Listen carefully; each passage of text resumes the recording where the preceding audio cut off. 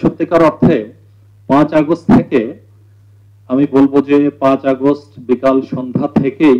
আমরা সেটি অনুমান করতে পারছিলাম এবং সমাজের তখনও তো অন্তর্বর্তীকালীন সরকার আমাদের গঠিত হয়ে সারেনি, শপথ নেওয়া হয়নি। তবে সমাজের সচেতন অনেক ব্যক্তিবর্গ, সুশীল ব্যক্তিবর্গ অনেকের সাথেই আমরা আলোচনা করে নিজ তাগিদেই কারা কারা পালাতে পারে তাদের একটি লিস্ট করে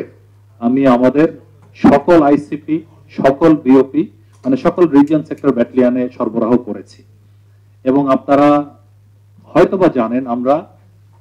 এই 7 আগস্ট থেকেই আমরা এই যারা আইসিপি দিয়ে হোক অন্য দিক দিয়ে হোক পালানোর চেষ্টা করছিল এমন 22 জন তৎকালীন সরকারের ঘনিষ্ঠ উচ্চপদস্থ, মধ্যপদস্থ এবং নিম্নপদস্থ কর্মী যারা বিভিন্ন ধরনের অপরাধের সাথে যুক্ত ছিল তাদেরকে আটক করেছি, পুলিশের কাছে হস্তান্তর করেছি। এই 22 জনের মধ্যে উচ্চপদস্থ আমরা 4 জনকে আপনারা দেখেছেন, তারা 4 জনই